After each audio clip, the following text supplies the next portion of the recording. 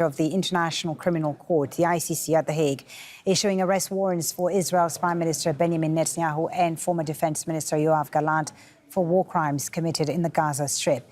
The court also... It's Friday. We gotta celebrate.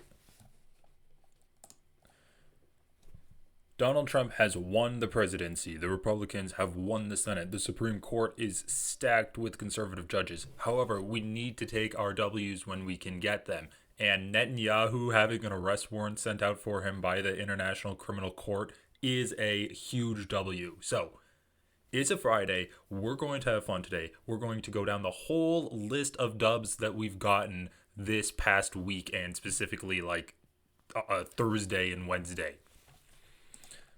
Also issued an arrest warrant for Hamas leader Mohammed Deif, who Israel says it killed back in July.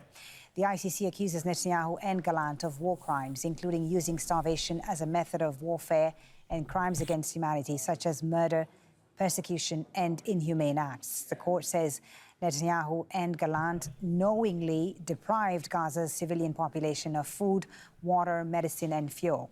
It also... So, Israel doing war crimes. Netanyahu, Yoav Gallant doing war crimes. Perfect celebration from Hasan here. Rest in peace to all the ops that took a hit today. So who else took a hit? Let's go over this. We can close that down. Well, we also have Matt Gaetz getting rejected from the position of Attorney General for the Trump train. Breaking news, Matt Gaetz has just announced he's withdrawing his name to be the next Attorney General of the United States. Just a day after he tried to win over skeptical Senate Republicans, and after word from Mar-a-Lago that Trump was not backing down, he's out. Matt Gaetz is out, but his nomination was only 8 days old. Once again, he can't even make it to 18. Now, you might assume...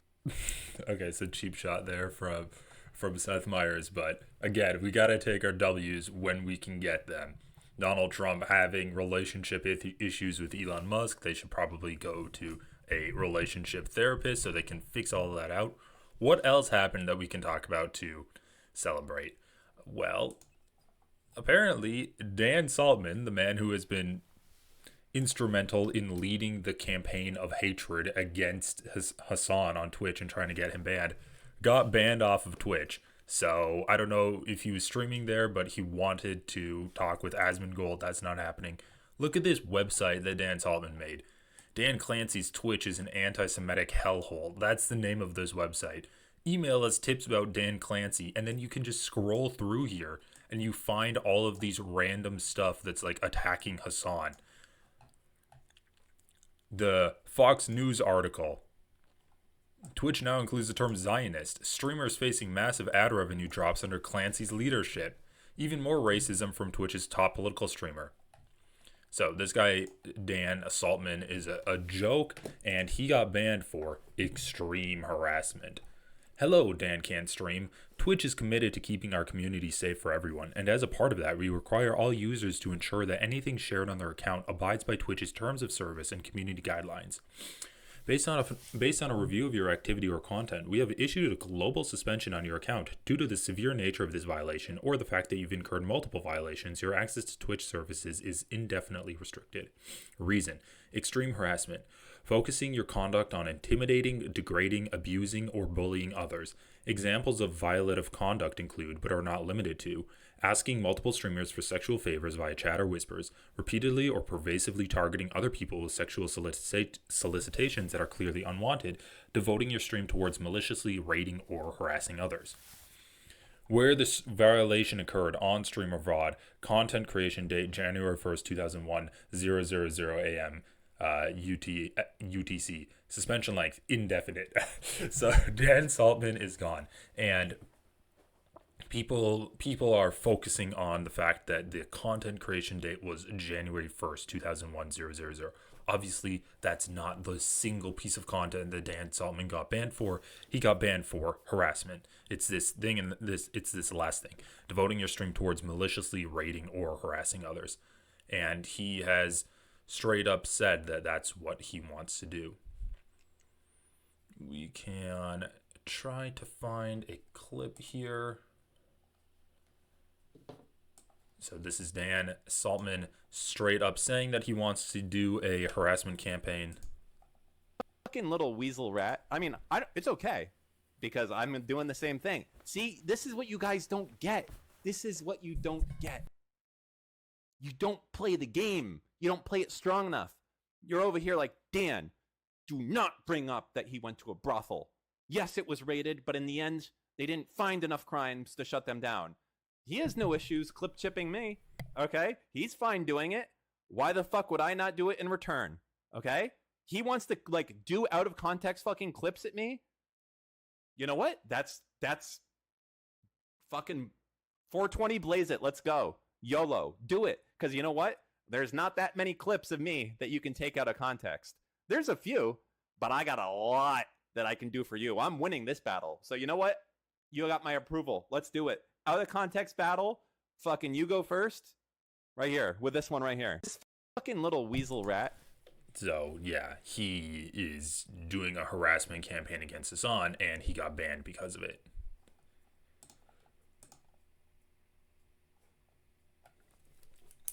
You can also just see these guys are super fixated on Hasan, so it's no surprise that they got banned. And if we take a look at this tweet thread that Dan was doing on his stream, Twitch finally has had enough. Want to do a data request in preparation for deleting my account, and they cooked it.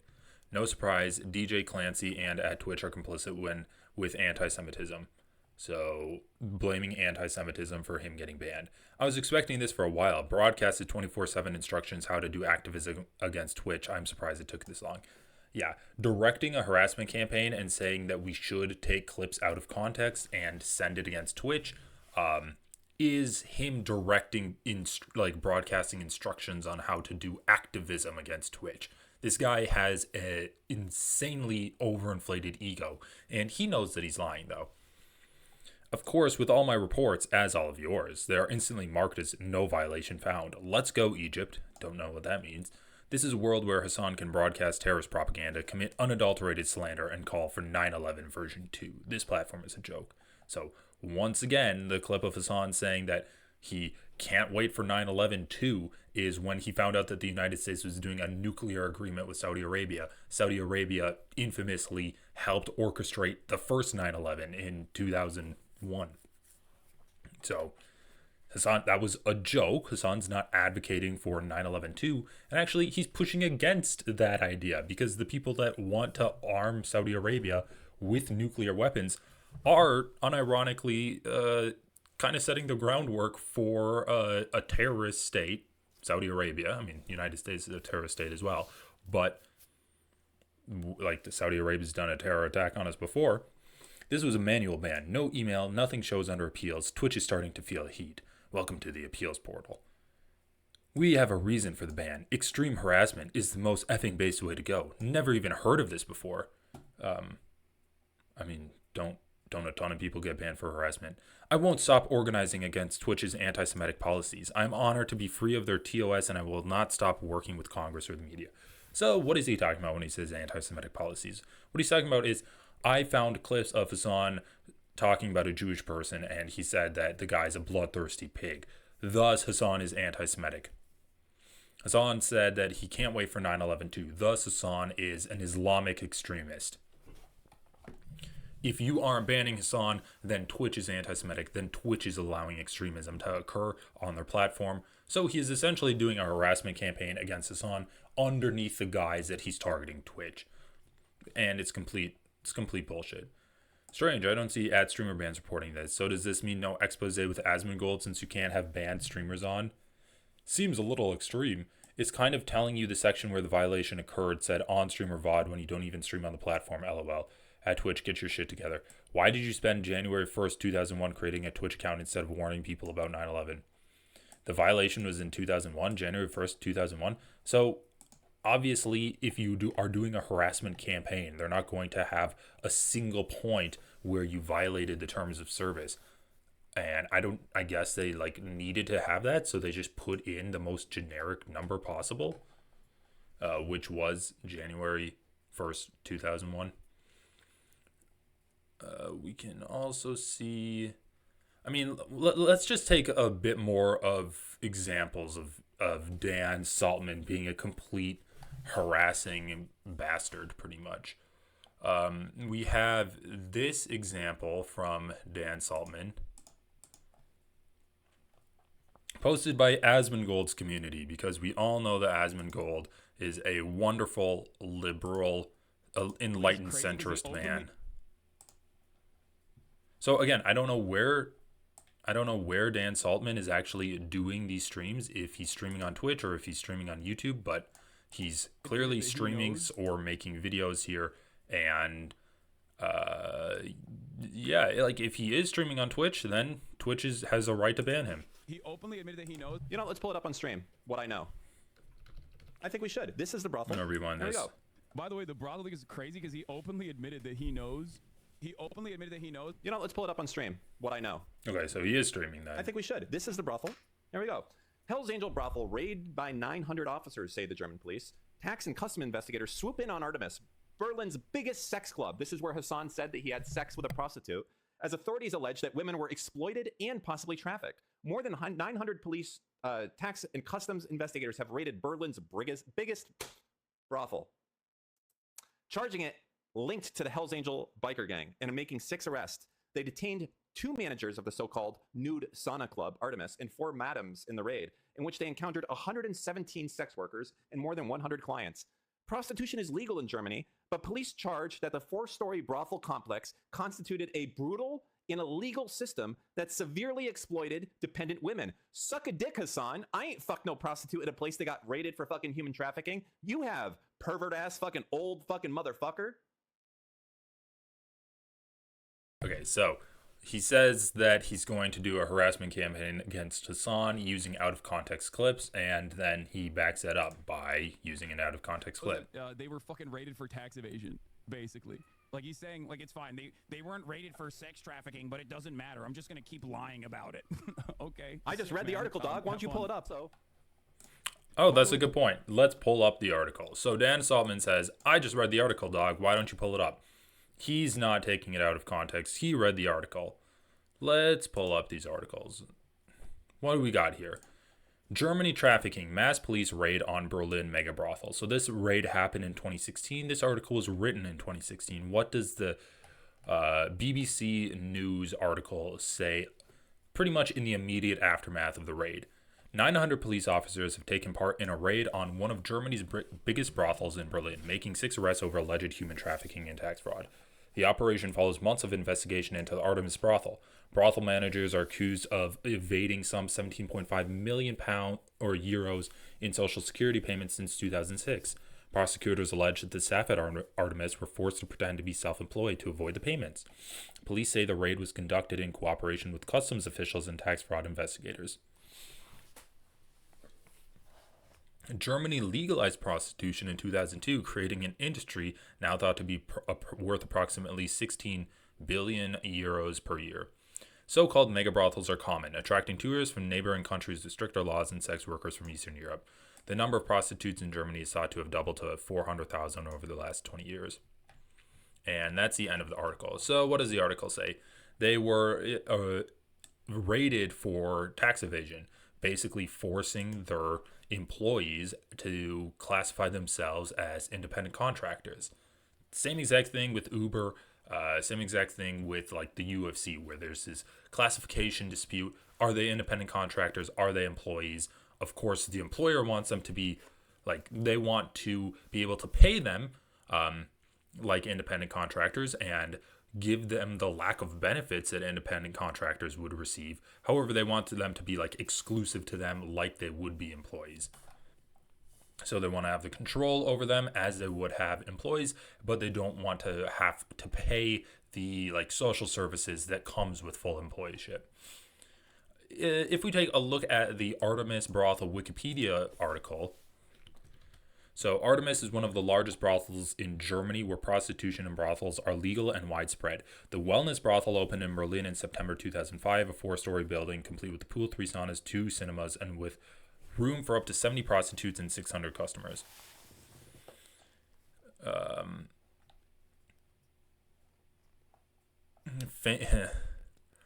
It is 2 kilometers from Berlin's Olympic Stadium. So it has 49 employees in addition to the prostitutes who officially are not employees but have to follow the house rules regarding services and dresses. Each prostitute pays pre-tax of 30 euros per day to the government, which is collected by the brothel. The women are regularly interviewed by officials from the state criminal police office. Prostitutes can stay at the brothel, renting rooms on the 4th floor, which is off limits to customers. Customers leave about 25 million euros per year in Artemis, with about half of the money going to the prostitutes. Annual profit of Artemis is estimated at 3 million euros. The German prostitute support Hydra has endorsed a transparent concept to put as a reverse judgment until the working conditions of the women could be evaluated. Several comparable clubs exist in Germany. Most of them are in the area of North Frankfurt. One of them, Atlantis, was closed in 2004 after legal troubles. So this is the overview of it, and this is the overview of the incident. Let's see a little bit after the incident. So this was written last year. So this article was written 7 years after the raid. And what does it say? Berlin pays brothel 250,000 euros compensation over police raid. The operators of the Artemis brothel had launched 2 lawsuits after police raided the premises in 2016. The city administration has apologized for detaining staff and making prejudicial statements at a press conference. So it looks like the police did raid the brothel, and yet nothing came out of it. The city of Berlin has issued an apology to a major brothel and paid 250,000 euros in compensation over a police raid that has happened 7 years ago. Hundreds of police raided the Artemis sauna and brothel near Vestkreuz in 2016, detaining several people on suspicion of human trafficking, tax evasion, and other violations. Crimes like these can be common in the German sex work industry, which in and of itself is not illegal. At a press conference afterwards, public prosecutors made references to organized crime, but the accusations could not be proven, and the Berlin Regional Court will not admit the prosecution's case in 2018. The 2 operators of the brothel then took the city to court for wrongful detention before reaching a settlement with the administration. The state of Berlin apologizes for the pre-trial detention and considerable disadvantages suffered by those accused at the time as a result of the search, the pre-trial detention, the indictment, and the statements made by the public prosecutor's office, the city judicial administration said in a statement on Friday. So the prosecutor ordered the city administration to pay 100,000 euros in damages, but the operators also had launched a second lawsuit for wrongful detention and demanded a considerably higher amount, according to the city's judicial administration. The apology and 250,000 euro compensation were part of a settlement reached by the city and brothel operators. The case is now closed. And we can even see in this article that Dan Saltman was reading, if he just kept reading it, like the police accused the people of tax evasion. Nothing was proven, and once it actually went through the courts, nothing was proven. So he's trying to defame Hasan by saying that Hasan went to a sex club that was raided for human trafficking, right? That's what he said. And while there was a single case of human trafficking found in this raid, we can scroll down, events and incidents.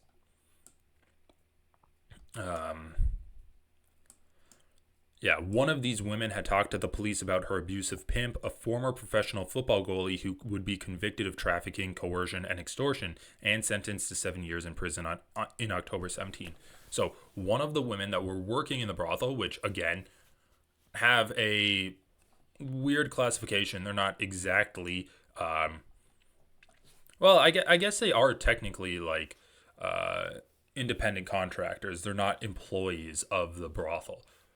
So again, the independent contractors that work at the brothel, one of them had an abusive pimp, and he was convicted of trafficking, coercion, and extortion. And Dan Saltman wants to say that the entire brothel was that way just so he can try to shit on Hasan more. And this is the definition of streaming with like the intent to harass, where you are going above and beyond, knowingly taking clips out of context and trying to flip them around in the worst possible light just to make the case that your target is a bad guy.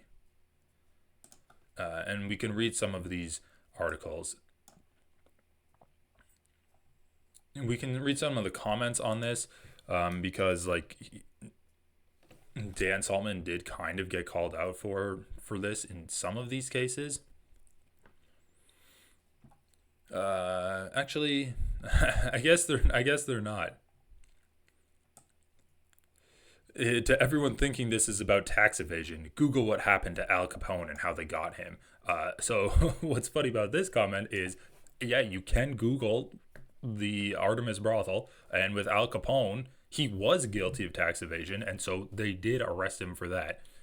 The people at the Artemis brothel were not guilty of tax evasion whatsoever, and they actually got the city to pay them money for wrongful detention. This guy, I know this goes against the narrative, but I've looked into this before. I mean, they did indeed raid mostly for tax evasion, and it was excessive using 900 officers, etc. The brothel is still running to this day and successfully countersued the government of Berlin and were paid compensation, as well as issued a formal public apology for accusing them of being involved in organized crime. So this is a problem with using old articles when it just happened, as it seems prosecutors deceive the public. So then this guy writes, this is the brothel, right? Former professional football goalie who would be convicted of trafficking, coercion, extortion. That's what we read. Well, that's what we read. Yeah, so a little bit of pushback, but it's mostly people. I mean, Dan Saltman will say you can Google it yourself, and then people will just take him at his word. And yeah, there's really no Googling at all. This is him talking about the harassment campaign. Now him and Destiny were chatting it up about AB. He's on Ethan Klein's show. I think he's Arab, I believe, and he can't win. No, because you're either fighting against your host guy because you believe it, or you're fighting against it, but you get called like an Uncle Tom or... No, so the problem is he even, after an Ethan Klein show, what I saw is he went and he did his own stream and he booted it up. And he was like literally just watching Hamas propaganda, right? And his audience still turned. It wasn't enough. Oh, Jesus. Because you're working for, the King Zionist, yeah. The Kleinenstein. True. You work for the Kleinenstein. You got to stand up. You can't do anything there. This guy, AB. So again, just trying to even push, trying to even use AB in his campaign against Twitch and Hasan. This was just a gross example of Destiny. And we also just have it's Dan Saltman. Because I've dedicated the last We also just have Dan Saltman talking more about how he doesn't actually care that much about anti-Semitism, and he's trying to just troll Twitch and get the CEO fired from Twitch. It's sad because I've dedicated the last 2 weeks of my life basically to Steve's cause. What? Which one? You're talking about the Twitch thing? Yeah, destroying Twitch. I thought that was more your thing than... Why the fuck do I care about Twitch? I'm not banned there. I thought you cared because they were anti-Semitic and being weird. Nah, it's just fun. Oh, okay. I care. I thought you cared, bro. I mean, I care that I want to win. I care that it would be fucking awesome and funny if I won. It would be awesome and funny. It would be fucking hysterical if a company... Imagine if we trolled a CEO out of his job. Yeah. Pretty much all you need to know there. And some people will say that he claims he's joking afterwards, but essentially all of his actions do line up with what he says there. We have some more stuff from Ethan Klein too. So Dan Saltman gets banned. Dan Saltman was a huge advocate for Hasan. He was a huge clip farmer and a voice against Twitch. And people are starting to push back against that. We're seeing some people in the audience being like, okay, well, this is out of context. I know this goes against the narrative, but this is out of context. And Dan Saltman will just... he doesn't care. He knows it's out of context. Twitch banned him. People, let's see. What are the comments in this Asmongold post? So this is in Asmongold community. What is the general vibe there? We'll see that. Ban so Asmon can't keep threatening Twitch with that Dan interview. LMAO. Can Asmon stream it on Kick or YouTube? So these guys just want to see Asmongold talking with this guy. Twitch really banned the man so Asmon can't bring him on. Funny stuff. Well, now if Congress wants to go against Twitch, he's free to talk about everything going wrong on this platform. So yeah, that's another thing. Dan Saltman was trying to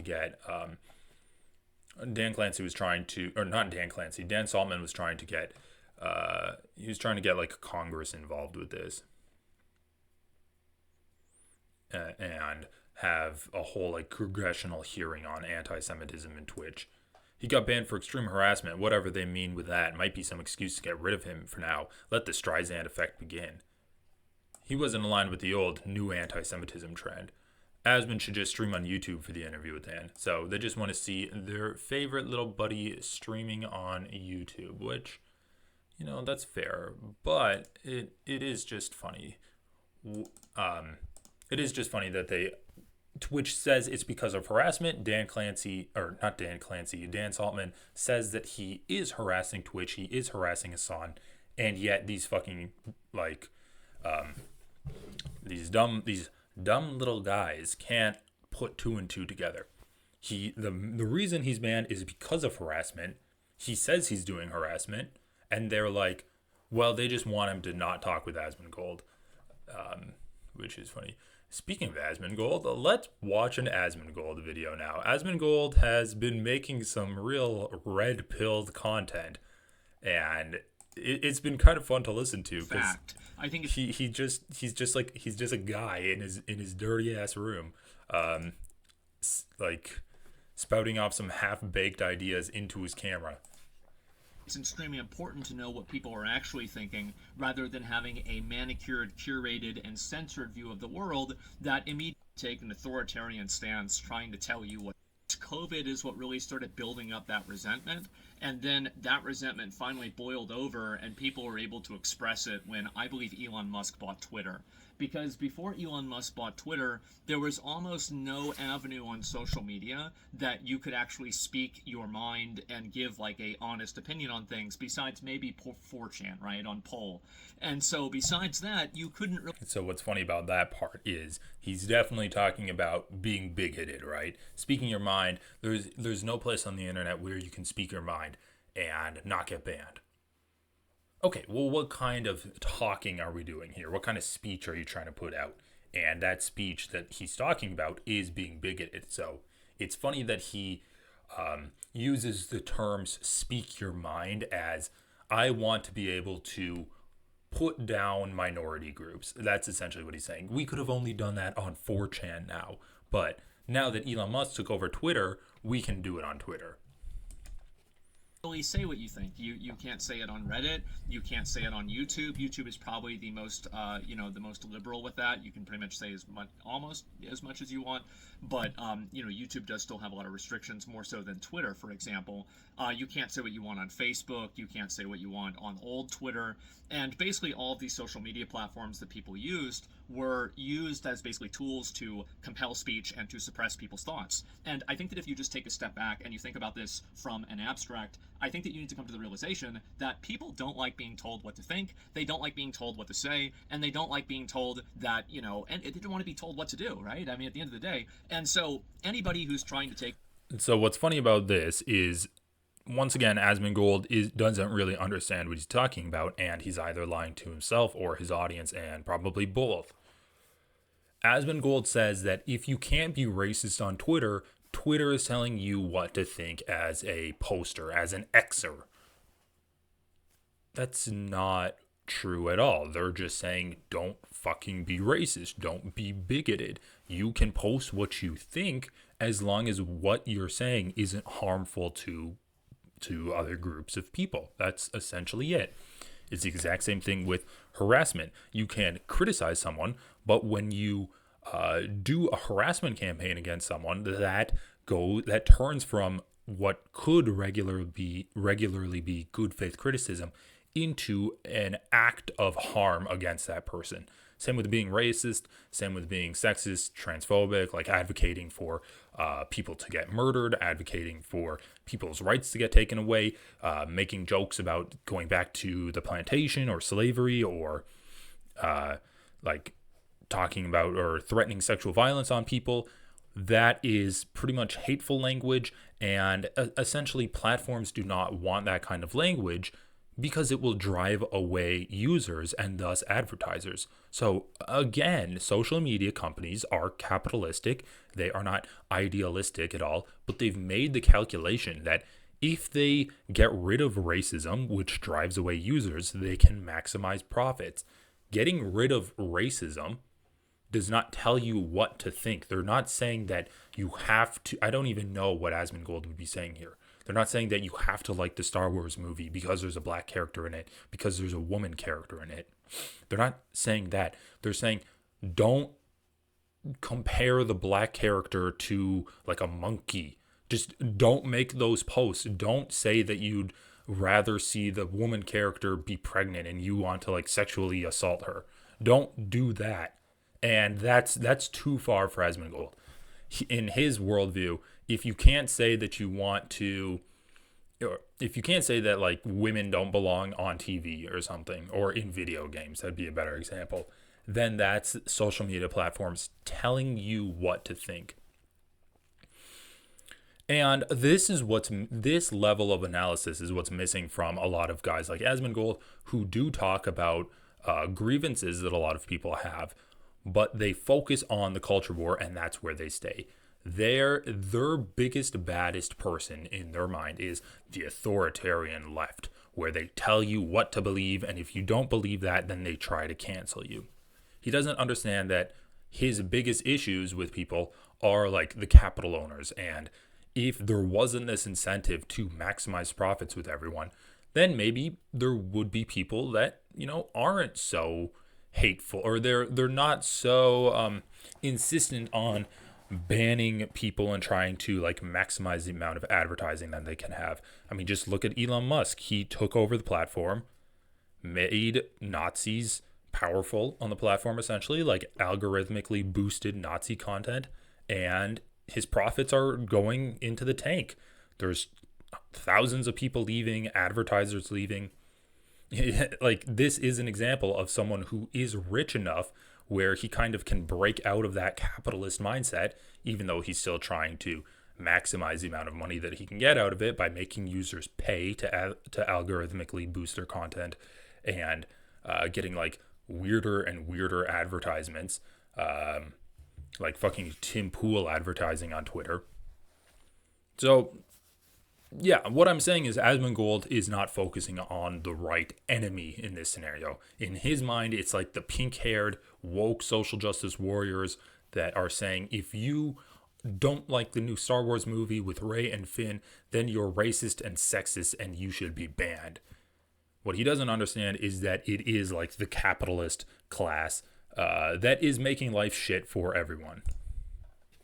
An authoritarian stance trying to tell you what to do, you're going to automatically get a negative response from that, at least here in the United States. And so that's happened, I think, as a result of COVID. Elon Musk buys Twitter, and now all of the people who didn't exist are making up for lost time. Like, I'm not saying this is a good thing, but holy shit, there is a lot of racism on Twitter now. Oh my god. And do you want to know why there's a lot of racism on Twitter? I'll tell you why. It's because there's a lot of racist people. That's the reason. Anybody who can speak English all over the world, except for maybe a couple of countries, a few countries, probably more like it, can make a Twitter account and express exactly what they think. And so, big surprise, you're going to have people that live in totally different cultures expressing viewpoints that are not congruent with liberal Western values. And this has been a very, very upsetting reality for many people that use Twitter, but in my opinion, I find it to be a very sobering fact. I think it's extremely important to know what people are actually thinking. So, Asmongold says that there's a lot of racist content on Twitter because there are racist people out there. That's true to an extent, but we also need to remember that Twitter is not a reflection of real life. Twitter is a reflection of the type of people that use Twitter and a reflection of the values that Twitter shows to other people. So we can take a look at this article, and it says that, by Vanity Fair, Elon Musk's X may be giving right-wing content the upper hand. Apolitical users are served more pro-Trump than pro-Harris content, according to the Wall Street Journal. Meanwhile, the Washington Post found that GOP politicians are more likely to go viral than their Democratic counterparts. Wow, I need to log in to unlock this article. Elon Musk's X may be giving right-wing content the upper hand. Apolitical users are served visitors and politicians, according to 2 new investigations. One analysis, published by the Wall Street Journal on Tuesday, found that the platform appears to serve new users large amounts of right-leaning political content, even if they indicate no interest in politics. A second report, this one by the Washington Post, found that Republican politicians are now vastly more likely to go viral on X, and that over the past 15 months, many Republicans have seen huge follower gains compared with Democrats. Both findings are likely to fuel ongoing speculation that X throttles left-leaning content, though there's no direct evidence to suggest that's true. Even before Musk acquired the platform, internal research found that Twitter tended to amplify right-leaning views. Still, these new analyses are striking and have alarmed some members of the Biden White House, according to the Post. For its report, the Washington Post analyzed engagement data on more than 150,000 tweets sent from the 50 most active Democratic and Republican congressional accounts. Of those tweets, 33 racked up more than 20 million views since July 2023, almost all of them from Republicans, the paper found. That included one bizarre post from the House Judiciary Committee, which depicted an AI-generated Donald Trump cuddling a duck and a kitten. 17 of the 20 accounts with the largest follower gains also belong to Republicans. Meanwhile, the Wall Street Journal used a different analytical method. It created 14 anonymous X accounts with apolitical interests, then logged and analyzed the posts the site promoted to So them. it truly was not that long content appeared about twice as often as content favoring Kamala Harris, and 10 of the 14 most promoted accounts leaned conservative. Yeah, so, I mean, when you make a new X account, it forces you to follow Elon Musk, basically, and you have to block Elon Musk in order to not see his content. That the biggest issue on the right was their concern over Twitter being biased in favor of Democrats. Remember this? You had the Twitter files, and you had all this information coming out about alleged collusion between Twitter and Democrats, and they're censoring, and they're doing it on behalf of the Democratic Party, bro. We saw this. It was hair on fire. Everybody was talking about it. And to just show you how lopsided our media environment is and the double standards that different people are held to, I want you to hear me out in this story, and then ask yourself, where's the widespread anger? Where's the hair on fire analysis? Where's the people being fired and politicians being called out for all this wrongdoing? Because guess what? Look what we have here. X's algorithm was changed in mid-July 2024 to systematically boost Republican-leaning accounts and Elon Musk's own account following his endorsement of Donald Trump, according to a newly released computational study of engagement from Queensland University of Technology. Wow. So shout out to Kyle. I mean, he's making my job easy. 1X's algorithm was changed in mid-July 2024 to systematically boost Republican-leaning accounts in Elon Musk's own account following his endorsement of Donald Trump, according to a newly released computational study of engagement from the Queensland University of Technology. Let's just read the summary. This technical report presents findings from a 2-phase analysis investigating potential algorithmic bias in engagement metrics on X by examining Elon Musk's account against a group of prominent users and subsequently comparing Republican-leaning versus Democratic-leaning accounts. The analysis reveals a structural engagement shift around mid-July 2024, suggesting platform levels changes that influence engagement metrics for all accounts under examination. The date at which the structural break in engagement occurs coincides with Elon Musk's formal endorsement of Donald Trump on July 13th, 2024. So that's hilarious. Asmongold saying that Twitter is racist because people are racist is extremely delusional. But Asmongold's not alone. I think Republicans and Democrats alike have seen Trump winning the presidency, have seen an increase in conservative voices on social media, and they think that that is evidence of the fact that there is a massive right-wing shift in America and across the world. And while it's not undeniable that right-wing conservative freaks are in power right now, I think that the amount of support that both Republican and Democrat, like establishment people, think that Republicans have at the moment is way overblown. We've seen algorithmic boosts for conservative content on pretty much all social media, specifically X, though. Like, the amount of racism in X is crazy.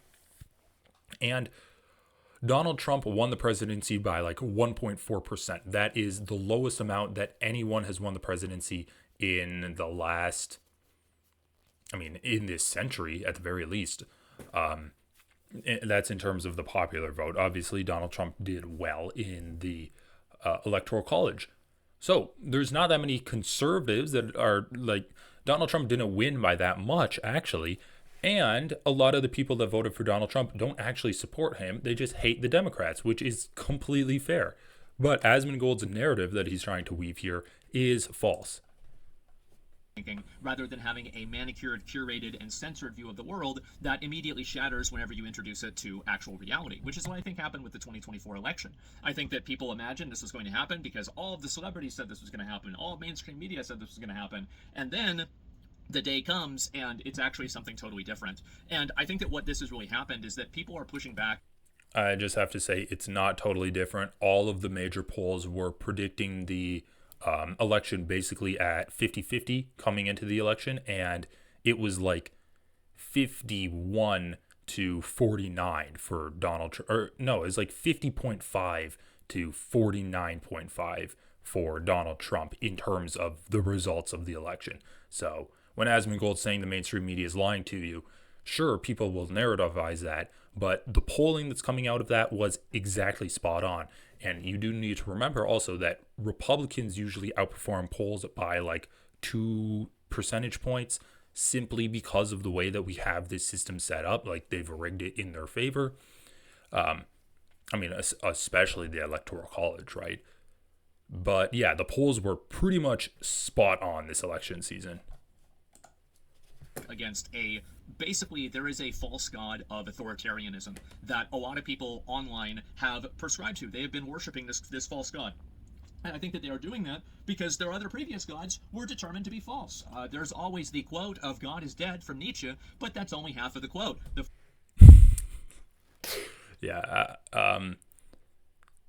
Pseudo-intellectualism from Asmongold saying that people worship the false god of authoritarianism on the left because their previous gods have been proven to be dead, and then he just has this like word for word connection in his mind. Oh, dead god, that reminds me of this Nietzsche quote. Jumps to that immediately. No actual thought process to get there. It's just this sparks this in my mind. Full quote is, God is dead and we have killed him. I think that the society that's totally killed God, there's no sense of religion in culture anymore. And I think that's by the way, that's very upsetting for many people. Religion is a very reassuring thing for many people. I am not a religion enjoyer, personally. I think that you guys probably know that. I'm much more of an enlightened, euphoric atheist. But at the end of the day, I can recognize that it does have an ordering, I guess, like function in a lot of people's lives. And so when you're taking that away from people and they don't have access to what would be a way to order the universe and a way to see how things are, they're going to invent their own way to order things. And I think that the way that they did that was they replaced religion with political dogma. And I think this has happened in a lot of cases. And really, people that attach I'm done. I'm sorry. I can do a video dedicated to Asmongold, but he's spewing such dumb crap right now. We can get back to that later. Just more like unhinged stuff about Hasan. Twitch finally implodes. Twitch adpocalypse wipes out Hasan Piker and lazy streamers. 9.69k subscribers. Guys, you need to subscribe to my channel. I cannot live with myself if this will of the fans has more subscribers than I do. What is happening Over here? the last decade, Twitch has gone from a dedicated game streaming platform through a phase as an e-thought softcore site for sitting in hot tubs in bikinis trying to show as much skin as possible without voiding an ever more nebulous set of terms of service, to now being a place where a clueless, lazy, ill-informed, content-stealing, arrogant, half-witted, scruffy, sarky, cowardly, terror-sympathizing piece of communist cancer like Hasan Piker can literally champion anti-Western propaganda and literal threats to the West. No. Anti-Western propaganda, literal threats to the West. So that little Rashid Al-Hadid teenage kid that Hasan interviewed, that's a direct threat to the West. I don't think I need to go over any more of this Leprechaun's content. What did he do? He made fun of people streaming in bikinis. He made fun of Hasan for being an anti-Western dog, pretty much. What do we got in comments? Twitch really needs to go to the way of the dinosaur. Those annoying Twitch streamers really need their faces rearranged. Everyone needs to stop simping for them. Correct me, but isn't Piker a massive nepo? Yeah, he's related to Cenk of the Young Turks. Okay, that's hilarious.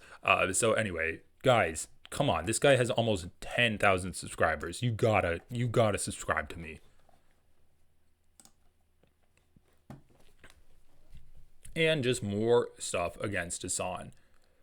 Ethan Klein says, wonderfully stated here for this Reddit poster.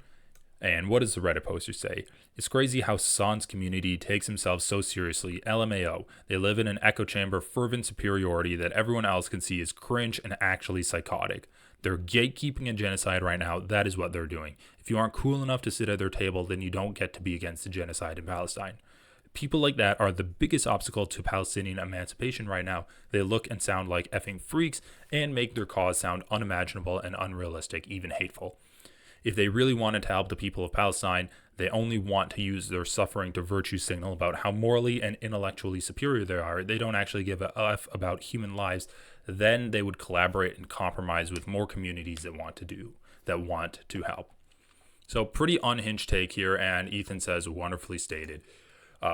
And so like what's the point of this? The point is basically that Hasan haters are getting unhinged, but we are seeing a bit of pushback against it. Like Dan Saltman getting banned is great.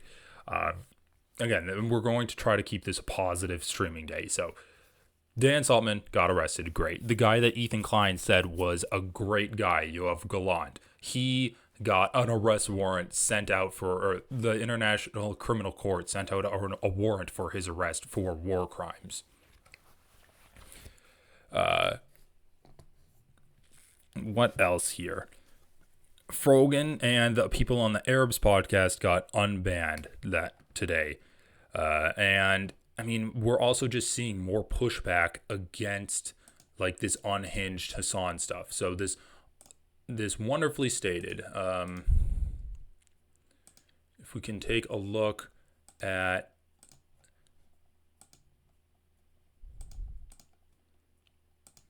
let's see what oh, here we go. This is what I was looking for. So we can see more pushback against stuff like this. Love you and we support you, Ethan. So this was a wonderfully stated comment, and people will say the top comment is, the biggest obstacle to Palestinian liberation is the state of Israel and the U.S. government, which contains ridiculous numbers of people who want Palestinians dead or displaced and see them as a nuisance. No amount of cohesion among the left will ever matter in the face of those obstacles. It's very terminally online to think that the beef with the Hasan universe matters at all in the grand scheme of this, because this has been going on for many years. It didn't start on October 7th. Support Ethan and recognize that this message is not in line with reality. The issue with what you said there is that Ethan supports the message. So if you're supporting Ethan, you're kind of supporting a break with reality. But just again, people are kind of resisting what Ethan's saying because Ethan has been going off of the deep end. We can see this is interesting. So these guys talk about Ethan, and then Ethan tries to invite them on. People that podcast. maybe disagree with some of the policies, but are like, I'm voting this way still. Her camp was afraid of blowback. They said that. Yeah. And so, Joe Rogan, he has said things that are totally insane. He has said transphobic things in the past. He has been very anti-vaxxer. Yeah. So you say, great, we're not going to associate with that guy. But when you don't associate with that guy, you are now allowing that to fester uninterrupted, and I don't think that he is the only reason that Kamala lost. Certainly not. I have so much anger for the Democratic Party and for their fucking fecklessness. Dude, but it's crazy. Well, here's something I can relate it to our own experience. Something that very much like that, and maybe we'll cut all this out. We have been invited on more than one occasion to be on the H3 podcast. Oh, this is interesting, Keith. This is interesting. And we have kind of never responded because we're like, well, I don't want our going on that podcast to be us saying that the things on this podcast are what we endorse. There's a producer on that show who's a Try Guys fan, and she seems darling. And if you're listening to this and we haven't cut it, you seem excellent. I like Olivia a lot. But also, like, I think if we went on there, we would probably sort of check them at every step that they present to us that is negative. But at the same time, at some point, we're going to joke and have fun with them. This is interesting. And that is like, am I painting what they are saying in a positive light? Or am I using this opportunity while still doing that to try to reach some of those people and be able to like tell him to say something like, yeah, but you're putting on a character of being a douchebag. Yeah. Right. You wouldn't actually have me on the show if you hated me because why would I be here? So you're like pretending to hate me because the type of entertainment you make is to put people down, and you even like put down our launching a subscription service while you have a YouTube memberships. Yeah, that's so interesting. Like you have YouTube memberships. It's the same exact thing. More specifically, I think that's a great point. But like, should we go on it? And more specifically with Ethan, he is someone who, we're both Jewish guys. We have different views about Israel and Palestine. He has said some really wildly hateful things about Palestinian supporters. And so I have a disagreement with him in views. And I think that's a conversation we could have, even though he comes at it from a place of wild diatribes. But then, there's that question to audiences. Is it by even going on their platform or by platforming them, are you validating? Yeah. And now you're shutting yourself away from those spaces. But if you shut yourself away from those spaces, then you're not able to talk to other people. I don't know the answer. I don't know. Here. I think this is a very interesting conversation. But this is exactly like Kamala doesn't go on Joe Rogan. No, it And by the way, it's exactly like that. It's exactly. I mean, it's at least. Well, it's not exactly like that, because in the case of Kamala going on Joe Rogan, she's trying to get herself in front of Joe Rogan's audience. These guys would be talking about Ethan and trying to change Ethan's mind. They're not really trying to promote themselves to Joe Rogan. And the other thing is, when we're talking about Kamala going on Joe Rogan, it's more of like an outreach to young men and an outreach to just different parts of the electorate that Kamala Harris wasn't reaching. She doesn't have to only go on Joe Rogan to do that. The big issue was, like, saying Kamala should go on Joe Rogan is a little bit of a shorthand, and just to simply say that Kamala needed to campaign better. She needed to campaign to a more diverse group of people, rather than like doing a very selective amount of interviews and going on to the same like establishment media programs over and over again. She did go on to the Call Her Daddy podcast. That was great. We needed more of that. So these guys talk about potentially going on to Ethan Klein's podcast. And so this was Ethan Klein's wonderfully stated thing. He responds to them, and what does he say?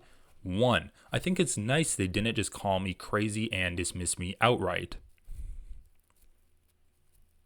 Okay. 2, I don't think we'll disagree on much, if anything, on Palestine, despite what you've seen on Twitter. All right. 3, I agree we should be able to talk. It seems like we have a lot to discuss. I'm definitely interested in demystifying whatever concept you have of me being a right-wing Palestinian hater. My gripe with the activists is their nonstop propaganda campaign to ruin anyone that doesn't pass their purity test despite agreeing on 95% of things. You guys should come on. And what else do we have on this? Oh yeah, and then Ethan got Bad Empanada's video taken down, so good for Ethan. I covered this yesterday a little bit, but Ethan's flirtations with conservatism and how he will fixate on the idea that he is being gatekept from the left, and the left is so obsessed with purity testing that they're pushing me out and I'm becoming conservative. That's like the implication that if the left won't have me, then I'm going to become conservative. He's said in the past that people become conservative because the left is pushing them out. In this tweet, what does this guy's Reddit post say that Ethan said was like wonderfully stated? They said they're gatekeeping a genocide right now. That is what they're doing. If you aren't cool enough to sit at their table, then you don't get to be against the genocide in Palestine. So that's pretty hilarious.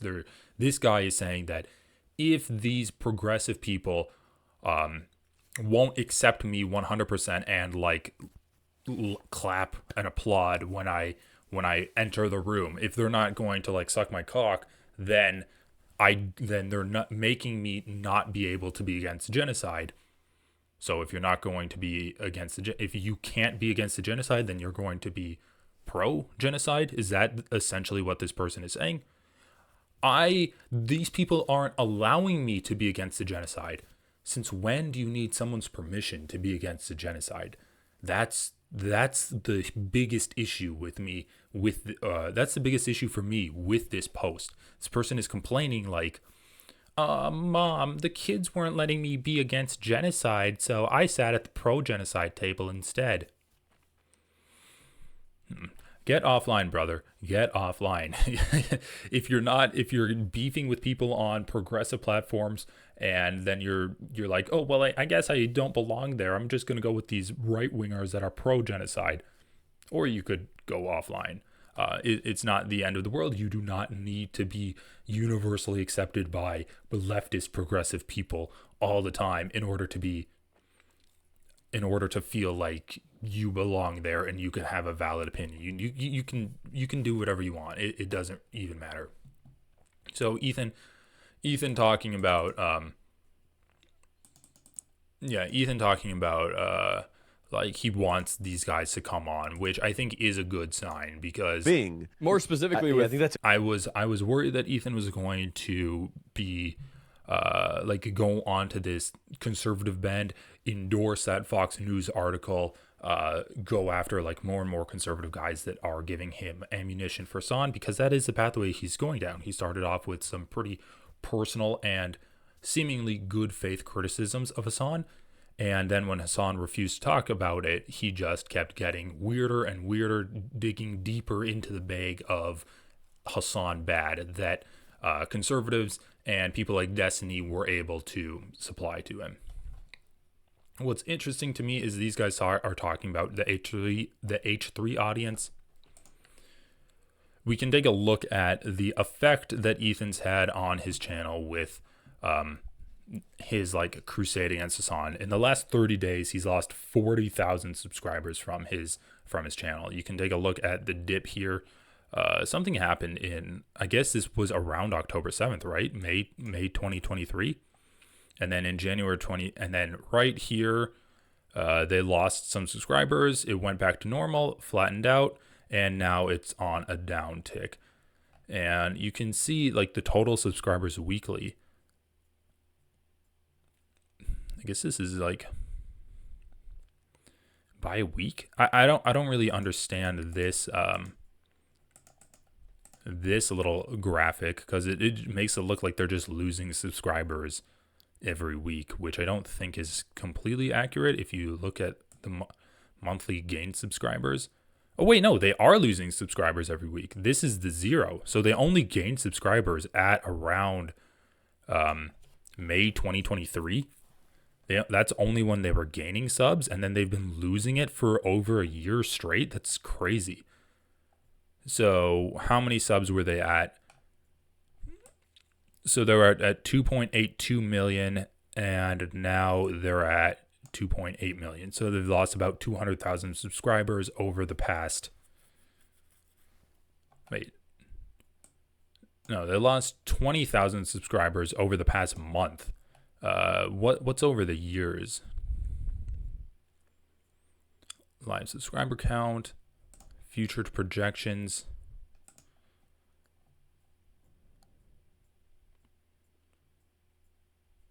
Yeah, so in November 16th, 2023, they lost 10,000 subs. Anyway, they have been losing subs over the last 30 days. They lost 40,000 subscribers.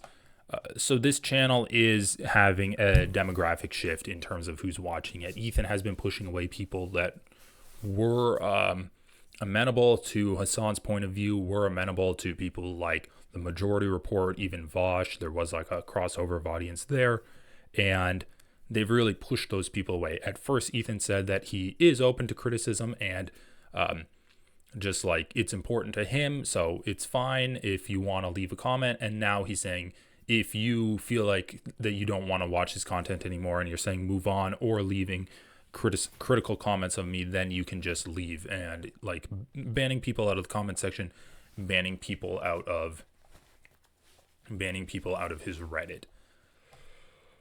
So again, this is an episode where a lot of people that are being like essentially anti-Palestinian are taking their L's. Ethan Klein, he is open to getting criticized on his podcast. I think that these guys that he was talking about are pretty good. So what is this? The Try Guys podcast, and they're saying that Ethan has had some horrible takes, but they're willing to talk about him. They're willing to talk about it with Ethan on Ethan's podcast. That's great news in my opinion. Ethan Klein's Ethan Klein's channel not doing so hot. I think that like maybe he can turn that around. They've been losing subs for a year, man. They've been losing subs for a long time. Dan Saltman getting banned from Twitch and people kind of calling out his shit. Just straight up lying about Hasan, and he got banned for their harassment. And we can see even this like Fox News article that I read yesterday was not that bad. They had some out of context things from Hasan, but they actually included an interview with Hasan at the end of it. What else happened? Well, we had Matt Gaetz not getting Matt Gaetz getting cowed by the Republican senators that didn't want him. Gaetz dropped out because his nomination was a catastrophic miscalculation that misjudged the Senate's appetite for a bruising confirmation battle over an accused sexual predator. But actually, according to Gaetz and Trump, everything was going great. This is from Matt Gaetz. Quote, I had excellent meetings with senators yesterday. I appreciate their thoughtful feedback and the incredible support of so many. While the momentum was strong, it is clear that my confirmation was unfairly becoming a distraction to the critical work of the Trump-Vance transition. We have gotten a post from Donald Trump. This is what he wrote on Truth Social. He wrote, I greatly appreciate the recent efforts of Matt Gaetz in seeking approval to be Attorney General. He was doing very well, but at the same time did not want to be a distraction for the administration, for which he has much respect. Yeah, sure, dude. He dropped out because he was doing so well. This is like the Jets holding a press conference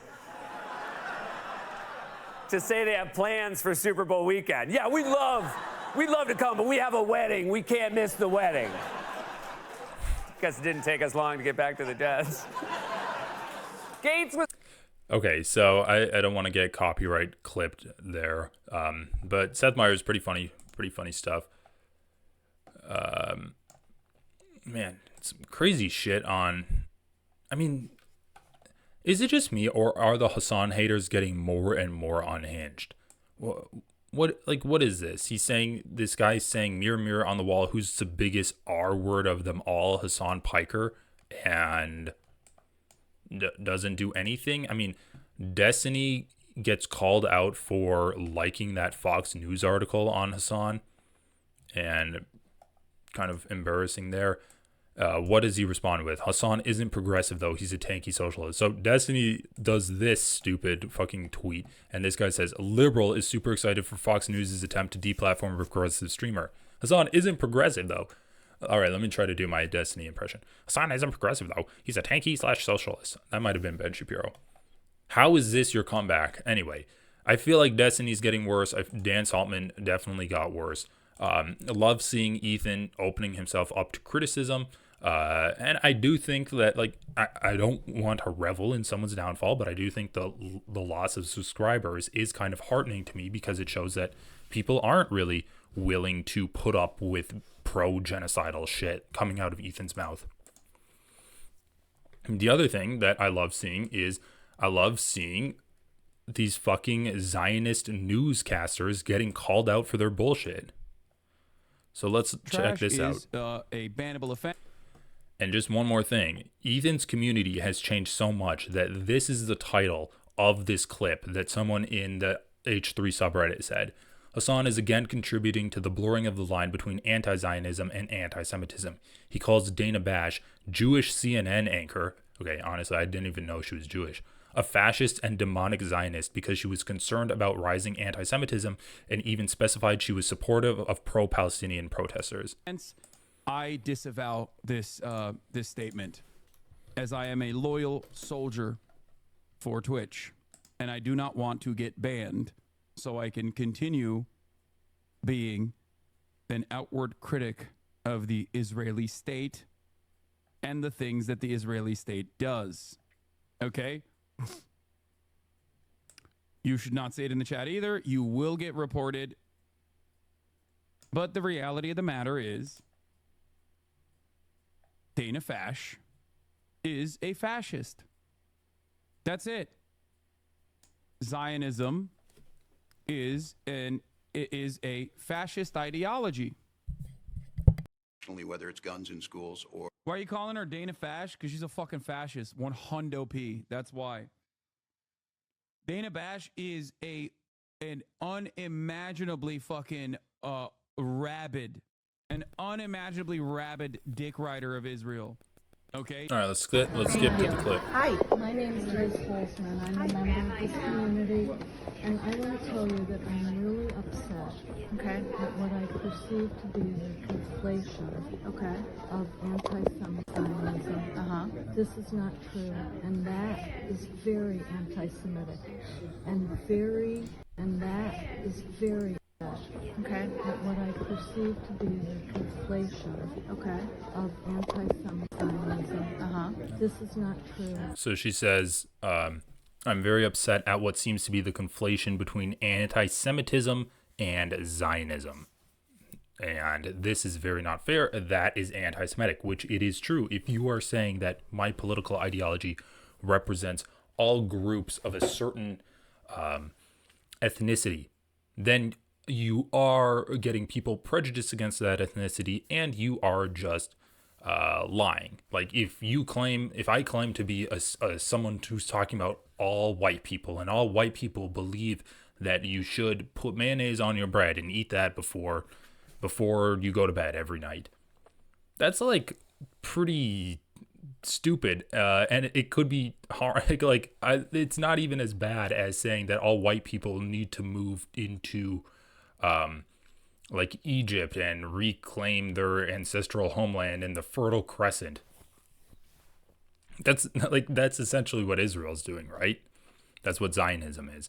And it's still stupid, and it's like harmful when you say all white people should floss twice before they wake up every day. I don't know what I'm saying. And that is very anti-Semitic and very dangerous to our Jewish community and our Jewish values. So if you do research Zionism, you can find that when the idea of Zionism was really picking up, there was a lot of pushback from Jewish communities, because the Jewish communities did not want to be otherized. They did not want to be isolated from their non-Jewish neighbors by the idea that Jews they have this like God-given right that non-Jews don't have. Zionism, the people that pushed Zionism knew that by creating these essentially fake boundaries between Jews and non-Jews, they were creating conflict between Jews and their non-Jewish neighbors, and thus that conflict would make it harder for the Jewish people to live in those neighborhoods, and it would create a pressure to get the Jews that were living in peace, that were assimilated with their neighbors and in their countries, like were citizens of their countries, to want to leave those countries now and go to Israel. Zionism is both a prescription and it is a symptom that causes what it wants to have happen. It creates pressures that force Jewish people to leave their homeland to come to this new foreign place, and because they feel like they cannot be safe anywhere else. When you do that... Also, look at Dana Bash's face. She is pissed right now. She was not wanting this to happen. I just don't know if you understand that you are being a mouthpiece for the genocide in Gaza. Okay, so what did this lady say? She said that you should not conflate Zionism with anti-Semitism, and you are being a mouthpiece for the genocide that's happening in Gaza. Because, of course, if you criticize Israel, and Israel is definitively Zionistic, that's how it defines itself. If you criticize Israel, you are being anti-Semitic. Thus, they have like a deflection for any kind of criticism that's going against them. That is wrong. Genocide is the most anti-Semitic thing. Oh my God. This sweet old lady who has done nothing but like speak very slowly, very clearly, and in a super calm tone, not confrontational whatsoever. She has said that genocide is wrong. Genocide is the most anti-Semitic thing you can do because Jewish people were genocided, right? So we should try to honor the memories of people that were genocided by preventing genocide from happening earlier. And I was reading this article about Dana Bash while the video was playing, and apparently she was Jewish. And it says Bash's maternal grandmother, Terry Vidor Weinman, and her family were Hungarian Jews. Hey. Weinman escaped to the U.S. with her husband in October 1941, but her parents and her sister were murdered at Auschwitz concentration camp after the occupation of Hungary in 1944. So Dana Bash's great grandmother and her great great aunt were murdered in concentration camps for being Jewish. So she literally has family that died in concentration camps in a genocide. She should be fighting against this genocide too. And what does she do when this sweet old lady says that genocide is the most anti-Semitic thing you can do? She purses her lips and turns away. Out there. This woman is 90 years old. She's a nice. She tracks it out. Look at her eyes. She's like, get me out of this. She's like looking off into the distance. Oh, I don't want to be here right now. And I think that little eye motion did work, because one of Dana's aides comes over and saves her ass too. This woman is tracks 90 years old. She's a Holocaust survivor. She stands outside. Oh my God, Dana Bash is done with this conversation, man. At the White House every single day because she lost people in the Holocaust, and she's aware that what is going on now is a Holocaust. Do you have an answer for me? I'd really like to know. Okay. I'm not here to debate. I will just say one thing. The woman wasn't asking you to debate. She was simply confronting you with extremely basic facts that you should know as a journalist. All right, but Dana Bash says she's going to say one thing, so let's see what that thing is. Okay. Being anti-Israel, anti-Israeli government is not anti-Semitic. Okay. So she says she was going to say anti-Zionism is not being anti-Semitic. But she stopped herself because she wants to reserve that right to criticize people that are accusing her of being Zionistic, right? Everyone wants to play the victim, even when you're like one of the most powerful journalists in the entire country. And being that country is the United States, the world too. But she wants to play the victim, and she does not like it when people call her Zionist. And I have seen this clip before. I believe she talks about how she had protesters outside her window calling her Zionist, and that really hurt her feelings. Okay, well, that's what the protests are about on campus. No. And you... No. You cited them several times. I have been to those protests. Have you been to the ones at my house where they? Have you been to the ones at my house? Man, if this old lady said yes, that would have been hilarious, because then Dana Bash would be like, oh shit, she's a real one. Also, like, she's saying that, have you been to the ones by my house? Like, these people at my house are harassing me, essentially. And what if the old lady said yes? Yeah, I have been harassing you. They call me Zionist trash. Okay, so notice how this woman, first of all, confronts Dana Bash with the idea that Zionism is not anti-Semitic. Saying that someone is Zionist is not saying that they are Jewish, and criticizing someone for being Zionist is not the same as being anti-Semitic towards that person, because obviously non-Jewish people can be Zionist. So this woman confronts her and says Zionism is not anti-Semitic. Dana Bash says, I think it's fine to criticize Israel. And the woman's like, okay, well, that's what people are doing when they're criticizing, when they're calling for like the end of Zionism. And then Dana Bash says, but have you been to the protest by my house where they call me Zionist trash? Lady, it's okay. Your feelings are hurt. That's fine. You're not engaging with this woman's point. What? This video is no longer available. It was just getting good. Can I refresh it? If it got taken down mid-video, I'm gonna be sad. Okay, no, I think it's good. Okay, here we go. Someone is Zionist trash. We're just is, getting good. A bannable. I'd really like to know. Okay, I'm not here to debate. I will just say one thing. Being anti-Israel, anti-Israeli government is not anti-Semitic. Okay. Well, that's what the protests are about on campus. No. And you cited them several times. I have been to those protests. Have you been to Why is she getting so mad when they're saying that the protests? Okay. Also, this woman is saying that the protests on college campuses are about Israel, and like the Israeli government, right? That's objective. And Dana Bash even just said that it's okay if you criticize Israel and the Israeli government. And then, so Dana says it's okay to criticize Israel and the Israeli government, and the woman's like, well, the protests on college campuses are about that. While the woman's saying that, Dana Bash is saying, no, you're wrong. You're wrong. The protests on the college campuses are anti-Semitic. And then, but she's not able to stop the woman from completing her thought. The woman completes her thought saying that that's what the protests on college campuses are about. And immediately Dana Bash goes to, well, have you been to the protest by my house? So Dana Bash is attacking the college campus protests, but then she retreats to, well, they're personally attacking me for being Zionist. The protests at my house are personal to me, and they're the ones that are racist.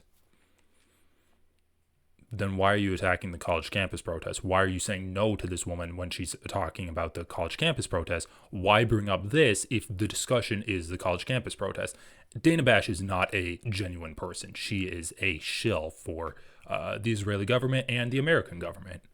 That's all she cares about, her proximity to power. Have you been to the ones at my house where they call me Zionist trash and call for the Intifada against me? Okay. I'm not going to.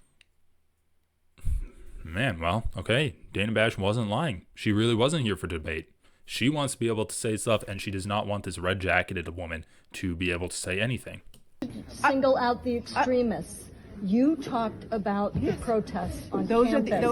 Love this puffer jacket, bringing it back to the college campuses. Do not get dragged into this crazy fantasy Dana Bash has about herself, where she's like back in Nazi Germany and people are trying to kill her or something whenever she goes home. Those are extremists. Those are not anti-Semitic. Those are anti-Zionist. Are you going to let me talk, or are you going to keep talking? I love that. Are you going to let me talk, or are you going to keep talking? I mean, she's trying to say something. Okay. Go back there. Are you done? She's going to go to the office. Yes. There are many genuine. Just look at the emotion and the uncomfortability that Dana Bash has when she's confronted on this. She pretty much freaks out and she shuts down. She tries to stop her interlocutor from talking. She will switch back and forth from college protests to the protests at my house, evoke emotions, just be emotional too, and like try to look for a way out. You can see that she signals her campaign manager over here. Pro-Palestinian protests. Yes, there are. Yes, there are. What I am talking about are when people say from the river to the sea, they want to do away with the state of Israel. I'm not. Jesus Christ. Now she's criticizing people for saying from the river to the sea, Palestine will be free. Well, there's Gaza, and then there's also the West Bank. That's kind of like two parts of Palestine, right? The sea's on one side, the river is on the other side. I don't understand why the saying from the river to the sea demands the borders of Israel to get dissolved. Like you can easily say from the river to the sea, and assume that it means Gaza and Palestine, because there is no connection between those two.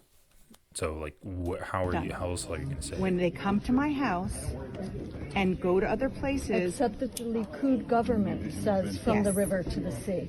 What? Yes. What, dude? Come on, Dana. Literally, like.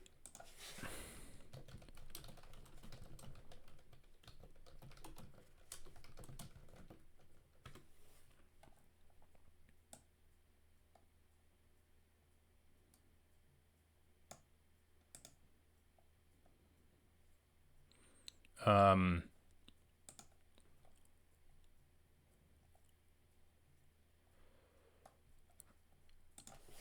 God. From the River to the Sea, American Jewish Committee. What is this? It's time to confront Israel's version of From the River to the Sea. What is this article? So, I mean, just look at this. Israel. Where is Gaza? Where is Palestine in this map? It looks pretty much from the river to the sea to me. Why? Okay. Thank you. Thank you for my 3 free articles. The Nation Weekly. What the... Okay. The slogan From the River to the Sea apparently has great power, so great that it led the U.S. House of Representatives to censure one of its members who invoked it, and the Columbia University to shut down 2 student organizations whose members repeated it. Jewish Voice for Peace and Students for Justice in Palestine. Other universities have since followed suit. So what is this? Meanwhile, Israeli ministers were talking about inflicting Nakba 2023 on Gaza. Over 1.7 million Gazans have been forced from their homes. Over 14,000 had been killed and 30,000 wounded. Most hospitals have been put out of service in half the structures. Okay, so this is just describing the genocide. From the first day of this war, Defense Minister Yoav Gallant, who said Israel was fighting human animals, ordered the cutting off not only of electricity, but also supplies of water, medicine, food, and fuel. So genocide, yeah, there we go.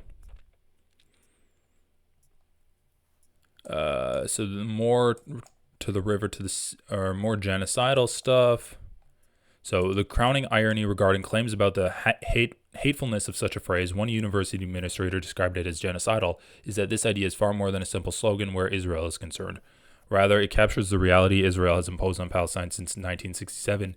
Israel controls all the land between the Mediterranean and the Jordan River, an area that, for all intents and purposes, constitutes a single state under a single security regime and a single sovereignty. God damn, the Nation coming through with some hot takes and good analysis.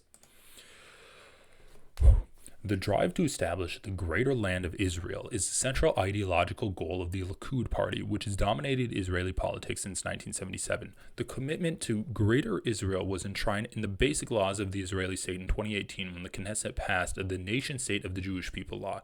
This law states that the right to self-national determination in Palestine is unique to the Jewish people. Great. And that the state views and developments... Okay, so we have seen this before. If we just look up Likud party from the river to the sea.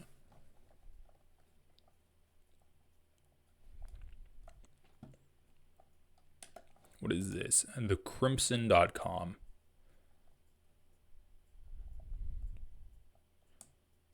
Oh, that's just a Harvard school newspaper. Original party platform of the Likud party. This is the Jewish Virtual Library.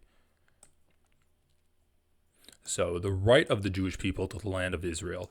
The right of the Jewish people to the land of Israel is eternal and indisputable and is linked with the right to security and peace. Therefore, Judea and Samaria will not be handed to any foreign administration. Between the sea and the Jordan, there will only be Israeli sovereignty.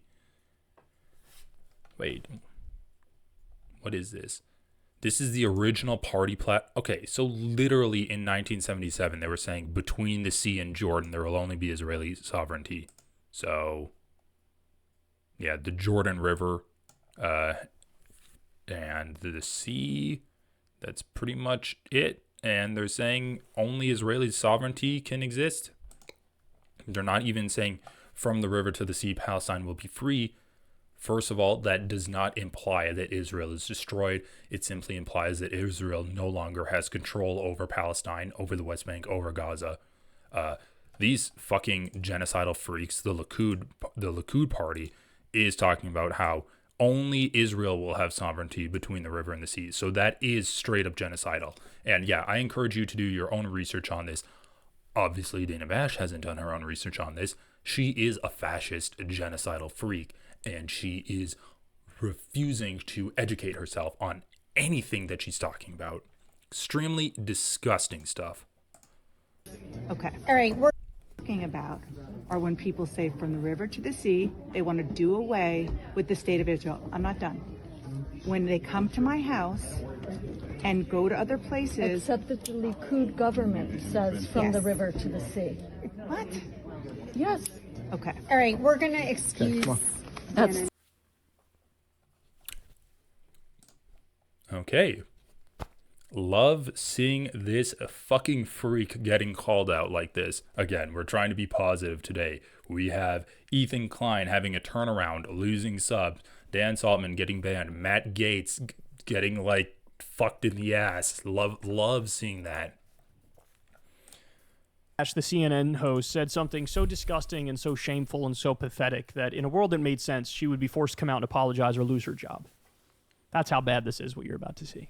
She's doing this segment here talking about the Nazis who were marching in Ohio, okay? Listen to what she says. Let you go. I want to talk about something that happened over the weekend, not in your district, in Columbus. A group of neo-Nazis paraded through that city waving swastikas, covering their faces. This is not the first time this sort of thing has happened in Ohio in particular, and of course it's continuing to spread. We don't know what side of the aisle this comes from. I mean, typically neo-Nazis are for the far right. Yeah. You had protests from the far left at your house. Correct. We don't... Okay, so obviously Kyle does a great job of ripping into her.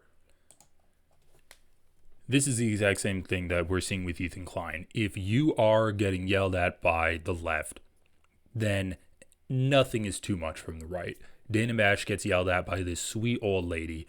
Dana Bash apparently has like protests outside her house calling her Zionist trash, which, let's just be honest, she is.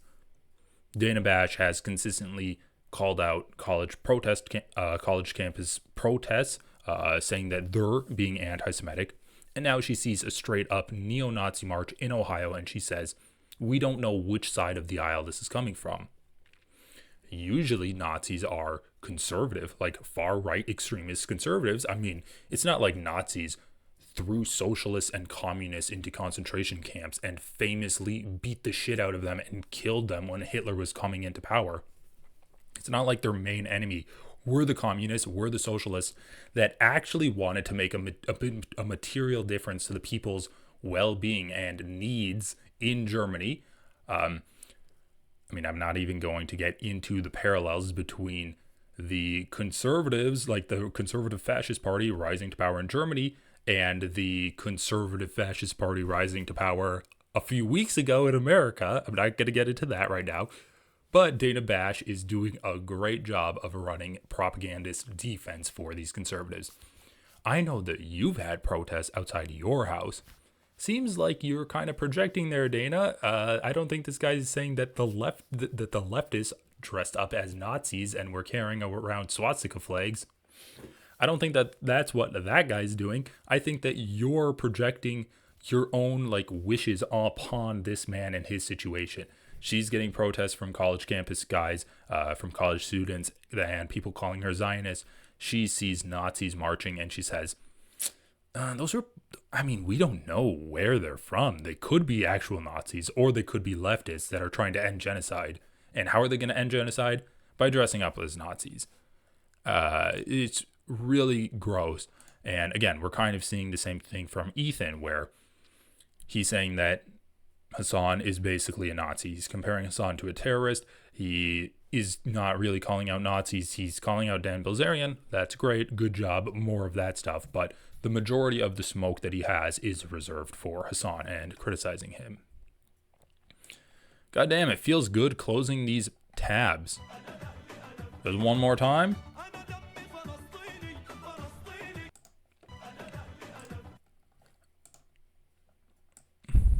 It is November 21st, 2024. The Arab pod members have been unbanned. Great job, boys.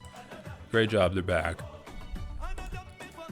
Good criticism here. The Try Guys, we covered this. Bad Empanada got a video banned because he simulated violence. I honestly don't really care, but it is funny that Ethan reported all of Bad Empanada's videos and only got one of them taken down. Considering the close relationship Ethan has with the YouTube staff. Dan Saltman getting banned. Dan has been perma-banned. Dan Dan Saltman banned. Hasan is too lazy to pretend he and Twitch aren't collaborating to get through this crisis. People criticizing Hasan for saying that Twitch has good moderation, which, I mean, they banned Dan Saltman. I think that's kind of true. And then last but not least, let's just wrap this video up with some great Piers Morgan clips. This was so good. I gotta shout out Kyle. Kyle has been some of the best. He's been making some of the best post-election content just because he is so on fire. So I'm gonna play this clip of him on Piers Morgan. Carl, welcome to our centre. We're trying to get you for a long time. Let's have a little chat with you before we get reaction from the panel. But why did the Democrats blow it so badly, and what do they do to avoid this happening again in 4 years? I mean, the simple answer is that Kamala Harris kind of codes as a technocratic status quo manager, and Trump codes as a change agent. And so, I mean, to sum it up as simply as possible, voters just thought he's going to deliver more change, she's more the same, and they broke for him. Who would you like to see run the party now? I mean, what's the future of the Democrats looking like to you? Jon Stewart. I've been pushing that since the day Trump won this time around, because what we need is, honestly, a controversial, charismatic celebrity might make all of the difference, but it's that mixed with Bernie Sanders' policies of actually delivering social democracy for people, raising their pay, getting them health care. I think that's the magic stew. And honestly, I think it's a shame that more people aren't talking about the controversial, charismatic celebrity portion of Trump being so successful, is that you can't keep the cameras off him. He's entertaining. Love him or hate him, you can't stop watching him. And so we need to sort of mirror that on the left. And I think the way of doing that is Jon Stewart. Yeah, so the way I could have answered that first question by saying, look, the outcome of the election would have been totally different if the original Build Back Better passed. Because I believe to basically the platonic ideal of a non-woke Democratic campaign. She never mentioned race. She never mentioned gender. She never mentioned trans people. She never mentioned pronouns or Latinx or cancel culture. She repeatedly stressed that she was going to represent all Americans. She ran to the right on the issue of the border. She talked about owning a gun. She ran on freedom and patriotism. And so when you put all that stuff together, I simply don't know what people are talking about when they say she's... Well, they're talking about... So to back myself up, I really want you guys to stop and think about this, because there is no good rebuttal to what I'm saying. There's just not. You need to understand something. I have been viewed by many as the moniker of the... Yeah, I mean, Kyle's making the point here that Kamala Harris did not run on a woke campaign, even though the Republicans want the Democrats to believe that she did run on a woke campaign. And why do they want that? Why do Republicans want Democrats to believe that Kamala Harris ran on a woke campaign? They want Democrats to believe that if you are woke, you are going to lose. And why is that? Well, it's because the Democrats didn't run woke, and they did lose. They ran as like the lighter version of Republicans. And when you do that, you are going to lose every single time. So Democrats or Republicans want to keep Democrats running like that over and over and over again so that they keep losing. So they definitely do have a vested interest in making Democrats like abandon trans people, and then they can just keep lying about that. Criticizing her. And to pretend otherwise is to just ignore what went on in that period. Again, I really, really wish that I asked him, name one bill that you're talking about. Name one way in which Democrats were overly focused on these social issues in their time in office. When they did focus on social issues, it was literally to get that pro-gay marriage bill passed, which a lot of Republicans voted against. And Piers, you should be agreeing with the pro-gay marriage bill. What I'm much more concerned about is not Democrats being woke or Democrats censoring speech. I'm much more concerned about Trump's record on those things. So, for example, Trump said he wants to punish flag burning with a year in jail. That's against the First Amendment. He sued CNN for $475 million for calling election denialism the big lie. Before he was president, he sued Bill Maher for $5 million over a joke. He said he wants to open up the libel laws. He called for jailing journalists who report on the Supreme Court abortion ruling early before the decision. How many of those things did he do in his first term? Pro-Palestine protesters. How many of those things did he actually do in his first term? Because it seems to me another problem, and he does this brilliantly, by the way, with the left. He sucks you in. Because he just shoots them a hip and he says stuff that crosses his mind or whatever. And rather than pick him off on stuff he actually does, you all go completely nuts every time he opens his mouth and says something a bit crazy. And if I was advising the Democrats, I'd be like, stop doing this. You're literally playing into his trap every time you do this. So in other words, what Piers is saying is stop responding to Donald Trump. Yeah. Stop making a counter argument. Yeah, dumb stuff from Piers. On climate change. That's deeply anti-free speech. He arrested and charged 6 journalists with felony rioting. He did not pardon Assange. He did not pardon Snowden. He did not pardon Daniel Hale. He wanted to invoke the Insurrection Act to deploy the U.S. to deploy our own troops against George Floyd protesters. These are all things that are actually on the record, things he actually did. And the thing that I find incredibly frustrating is that nobody talks about it. Trump magically gets a pass for things he actually did. He doesn't get a pass. Get held to a super high standard. Come on, he doesn't get a pass. How many times have you heard people say those things I just told you? Wait. Hang on. Let me ask you. Trump has had the most unrelentingly hostile media from a mainstream media that is largely staffed by liberals. So in other words, we gotta see CNN. You can fire a God, Piers Morgan is so bad, dude. Right? Okay, that's okay. I'm losing it. I'm losing my damn mind. The number one name in cable news is Fox News. They crush every other outlet. They are obviously conservative All right, Republican. just one more part. So let's just get real about the way mainstream media is made up. I've worked in it, and there are very few conservatives, and that is part of the problem as well. And I just think that ultimately, if the Democrats are going to try and make themselves electable, they've got to move wholesale on now to a far more effective way of campaigning. And it can't just be every time Donald Trump speaks, mass hysteria, shaving your head, going on TikTok and posting videos of yourself screaming and saying you'll never have sex with a Trump supporter again. All this stuff is insane. How about just telling the truth? Wait. How about just telling the truth? That's a radical idea, right? When was the last time you heard that Trump arrested and charged 6 journalists with felony rioting? Who talked about that? Did CNN talk about that? Did MSNBC talk about that? Did you talk about that? Nobody talks about it. And the fact of the matter is Trump attacks Democrats 4 times as hard as they attack him. Yeah. So if anything, the lesson to take away is the opposite. Democrats should get more arrogant, they should get more aggressive, and they should tell the truth more. Did you notice his face? Okay, so anyway, go watch that whole interview. That's great. Watch Kyle's breakdown of it too.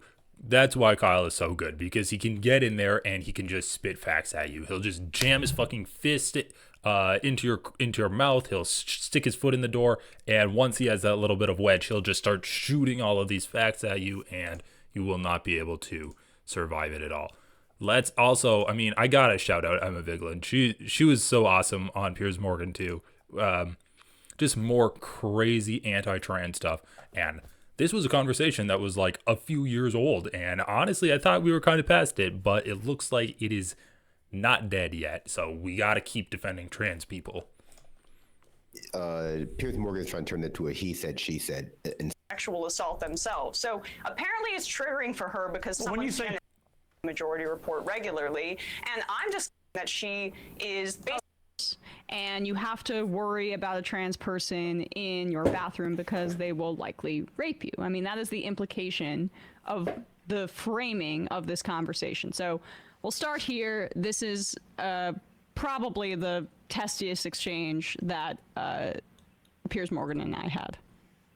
I find it pretty disgusting that she is basically implying that this trans law. This is about Nancy Mace, who had talked about the fact that she was a victim of rape within the context of why she was trying to ban the Representative McBride, who is the first openly trans lawmaker in Congress, from using the women's restroom. A Southern white woman using her supposed concern about rape to whip up a basic lynch mob. Okay. Which TERFs do all the time. Yeah.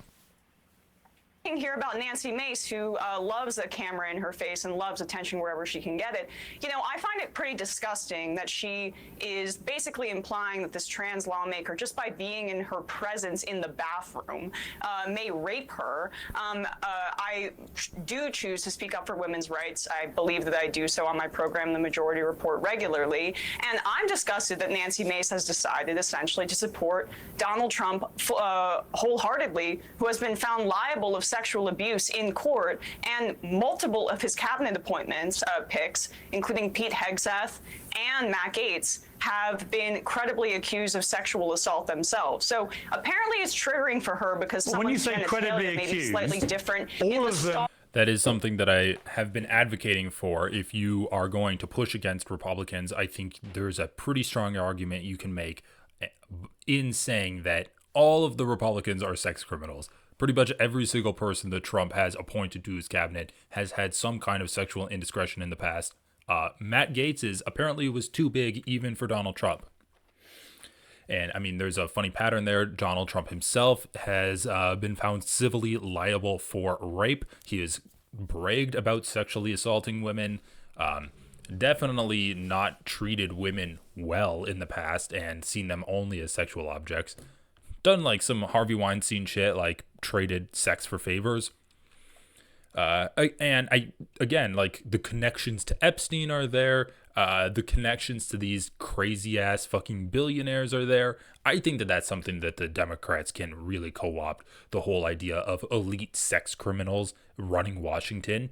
4 years of that is going to be pretty rough on the Republicans, in my opinion. When you say credibly accused, but it doesn't matter. And then also while we're on the topic of trans people, you can add in the idea that Republicans are all sex perverts by talking about trans people. What is the deal with bathroom bills? They want to have someone checking the genitals of every single kid as they choose which bathroom to use. Why do Republicans want adults to check your children's genitals as they're just trying to urinate or defecate between class? What's the deal with that?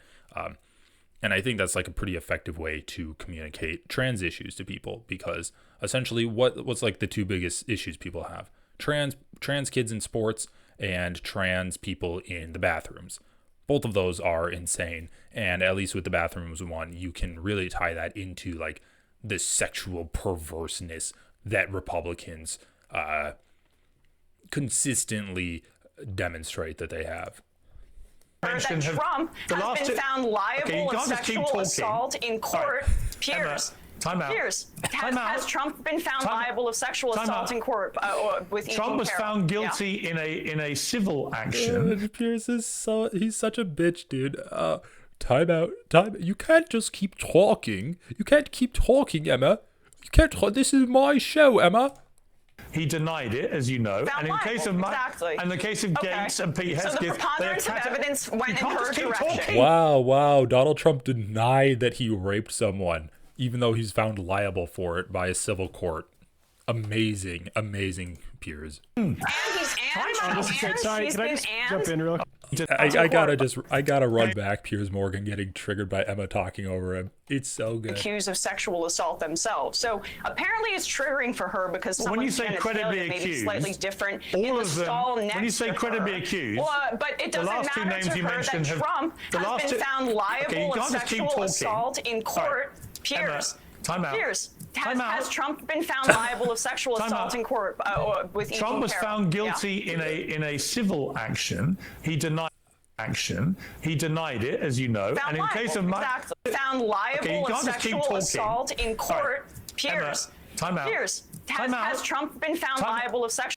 Bro, what is with all of the faces that these other people are making? This guy looks like he's raising his hand to try to ask for an excuse to use the bathroom. This woman looks like she's just smelled something revolting. This woman doesn't even, I don't know. She looks like she doesn't know where she is at the moment. In court with Trump, like I see this woman on like these Jubilee or whatever type videos.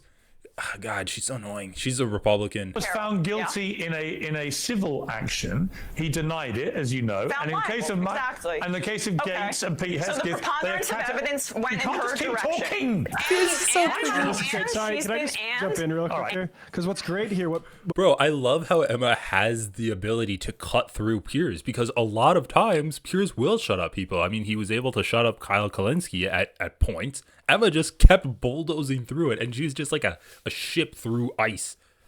She's like an oil tanker cutting through an ice flow and just making its own path when Piers is trying to cut her off. What Piers wants to say is they've denied it. Yeah. But Piers, Emma said credibly accused. Mm-hmm. So you, with your fucking suit jacket, have to say, I don't think that's credible. He doesn't want to say that. All he wants to do is lean on, you shut up, let me say that they've denied it. And even if the allegations, say in theory, were proven to be false, it still would make more sense for Nancy Mace to be more afraid of people who had been accused of rape and sexual assault than somebody who was just a trans woman using the restroom. Yeah. Or, concerned about abortion, but whatever. Well, yeah, I mean, Piers Morgan is trying to turn it to a he said, she said incident, as though there is not a congressional committee looking into the allegations against Matt Gaetz. And clear pattern with others. Yeah. Yeah. And went in her direction. And she's been. Oh my God, he's so cute when he's angry. He has been accused by dozens of women. There you go. Are you finished? I'm done. Okay. I'm done. When we have a debate, the customary for the host leads it, and you respond to questions. Okay, if I may be so bold. The point is that Hesketh and Gaetz have categorically denied. He's so mad when he has to refer back to the rules of decorum.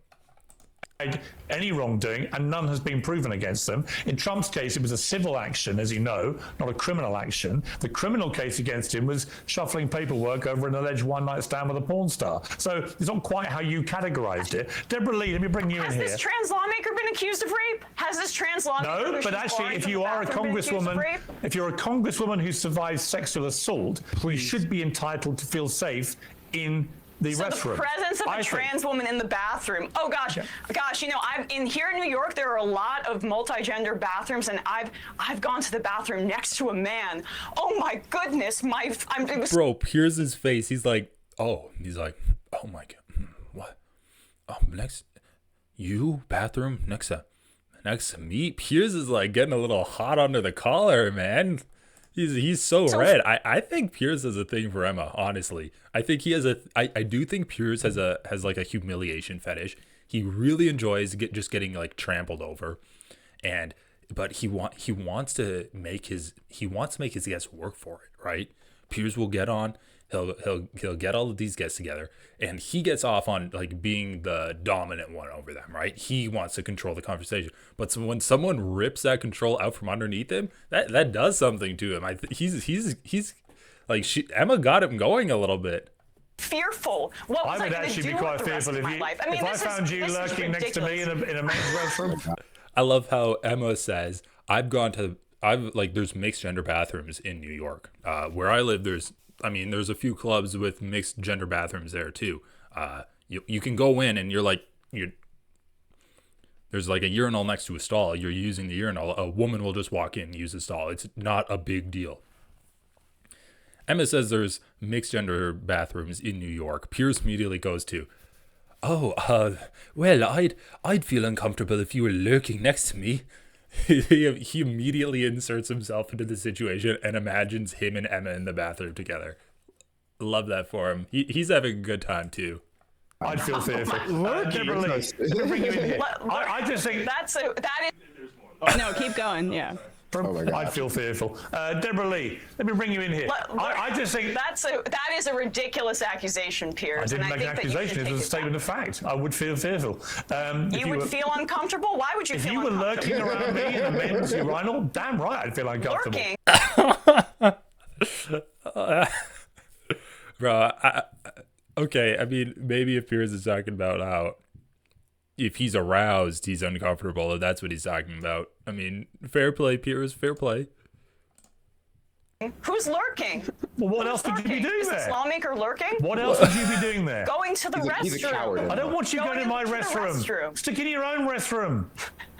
For my safety, never mind. Bro, this is Piers flirting right now. He is flirting with Emma. He's like, I don't want you in my restroom. Like, he's playing dumb. He's all flustered. He's letting her talk over him. Piers is down bad, dude. I mean, it's the same thing with Tim Pool, right? Tim Pool got so flustered by Emma. She has his way with people, man. Okay, would a man be lurking? Would a biological man is lurking next to you? That's the whole point. Also, I think this is like the longest I've ever seen on a Piers show where the other three people have not said a single word. It's been like 5 minutes of interaction between Emma and Piers, or maybe like 2 or 3. And these people haven't said a peep. Why is there something inherently perverted about going to the bathroom? You right-wingers, and yes, I'm including you in this with this classical liberal BS, are so bad faith. It's incredible. You are linking sexual abuse and sexual assault to trans people inherently, and that is a bigoted statement. I want trans people to have. There she goes. Absolutely not. Just not where it erodes women's rights. But Deborah Lee, you've been listening to this patiently. But separate All but right, equal. Emma, Separate but equal. We're 4 right? people on the panel. I would like to respond. No. Oh my god, that was so good, dude. That was so good. You could definitely sense like the other 3 panelists respected the connection between Emma and Piers. But anyway, Emma dog walked Piers, and the reason I wanted to play that is to just kind of like cap off this week. Obviously, Donald Trump won. We're not in a great spot. There's been a ton of harassment on Hasan. And just like conservatives being emboldened. I mean, we literally had a Nazi rally in Ohio a week ago. And now we have the fucking like CNN anchor, Dana Bash, saying that Nazis are potentially left wing, right? But I love seeing all of this shit. People calling out these liberal charlatans to their faces. Dana Bash getting called out to her face. Piers Morgan getting called out by both Kyle and Emma to his face. Sam Cedar going onto the Tim Pool podcast and just ripping him a new asshole, like basically like disillusioning Tim Pool's fans with Tim Pool because Tim Pool was just way too agreeable to Sam Cedar. Ethan Klein, hopefully he can turn this ship around. Maybe if he talks to those guys on like the Try Guys podcast or whatever, then he'll turn that around. I mean, Gaetz lost. The International Criminal Court sent out arrest warrants for Netanyahu and Yoav Gallant. That's great. So, again, it's going to be a long, tough road ahead with the Donald Trump presidency, with the conservatives controlling all three branches of government. But we got to take these moments of light and levity when we can get them. And I hope that like this can help make your Friday a little bit better. Anyway, thanks for watching, everyone. I had a lot of fun doing this, and I hope that this stream was a lot of fun. That was kind of my goal with it. And yeah, have a great rest of your day. Thanks for tuning in. Like, comment, subscribe, do all that fun stuff. And I'll see you on Monday, or maybe over the weekend.